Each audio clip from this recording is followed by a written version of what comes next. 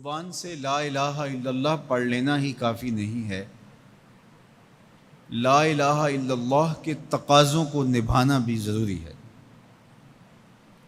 جب ہم یہ کہہ لیتے ہیں کہ ہم نے لا الہ الا اللہ محمد رسول اللہ پڑھ لیا، تو پھر اس کا مطلب یہ ہے کہ ہم دائرہ دین میں داخل ہوئے، اب ہماری اپنی خواہشات، آرزوئیں اور تمنائیں نہیں رہیں گی، دین جو ہمیں تلقین کرے گا وہی ہمارا طرز زندگی ہوگا۔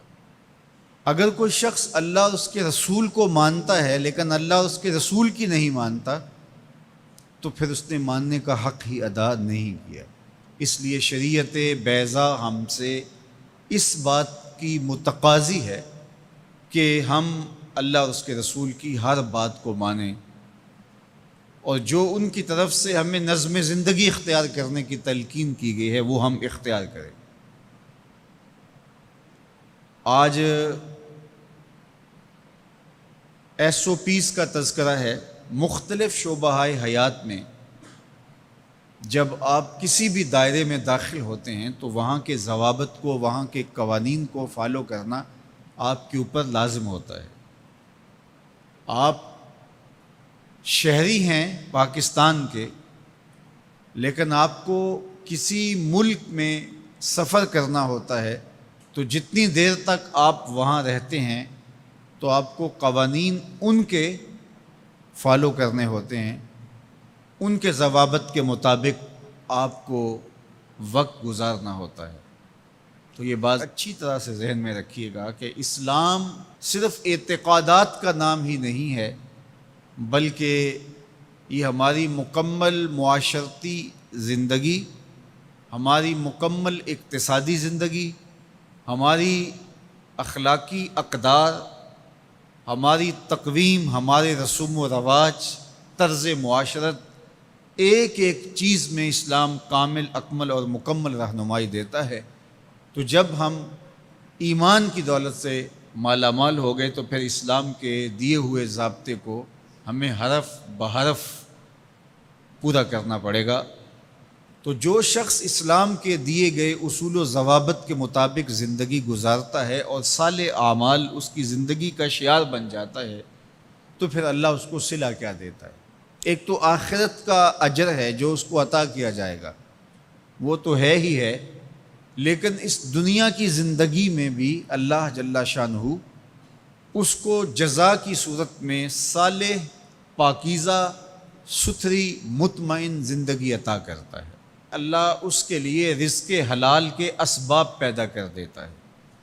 دیکھیے، جو میری اور آپ کی قسمت میں لکھا ہے، ہمارا جو مقسوم ہے، وہ ہمیں مل کے رہے گا۔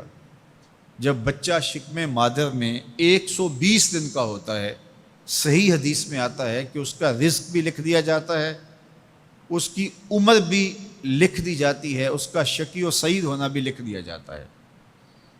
یہ لکھ دیا گیا ہے، قلم اٹھا لیا گیا، سیاہی خشک ہو گئی، میرا اور آپ کا لکھا ہوا مقدور ہے، مقسوم ہے، وہ ہمیں ہر صورت میں مل کے رہے گا۔ لیکن یہ ہمارا اختیار ہے کہ ہم اس لکھے ہوئے کو، اس مقسوم کو حاصل کیسے کرتے ہیں، بذریعہ حلال حاصل کرتے ہیں یا بذریعہ حرام حاصل کرتے ہیں، تو یہ انسان پہ چھوڑا گیا ہے۔ لیکن جو شخص اچھے اعمال کے ذریعے سے اپنے رب کی رضا جوئی میں لگا رہتا ہے، تو اللہ اس کے مقسوم کو اس تک حلال ذرائع سے پہنچاتا ہے، اس کو اس کی توفیق نصیب کر دیتا ہے کہ وہ حرام کی طرف نظر بھی اٹھا کر نہیں دیکھتا اور وہ حلال رزق اختیار کرتا ہے۔ تو جو اچھے اعمال کرنے لگتا ہے، اللہ اس کے لیے ایسے راہ کشادہ کر دیتا ہے کہ اس کو نیکی کی توفیق دیتا ہے اور گناہوں سے اس کو محفوظ رکھتا ہے، اس کے لیے اسباب مہیا کر دیتا ہے۔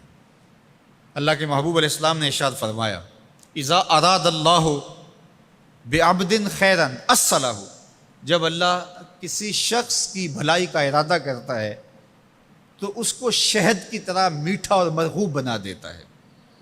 صحابہ نے پوچھا، یا رسول اللہ صلی اللہ علیہ وسلم، وکیف اصلہ، اللہ اس کو کس طرح میٹھا کر دیتا ہے، کس طرح مرغوب بنا دیتا ہے؟ تو تو اللہ کے محبوب علیہ السلام نے ارشاد فرمایا کہ اللہ مرنے سے قبل اس کو اچھے اعمال کی توفیق نوازتا ہے، اور پھر فرمایا فَيَقْبِضُهُ عَلَيْهِ، اور وہ نیکیاں کرنے لگ جاتا ہے کہ اللہ اس کی روح قبض کرتا ہے۔ تو جو نیک اعمال کرتا ہے اللہ اس کے لیے پھر آسانیاں مزید پیدا کر دیتا ہے۔ تو یہ صلہ ہے صالح اعمال بجا لانے۔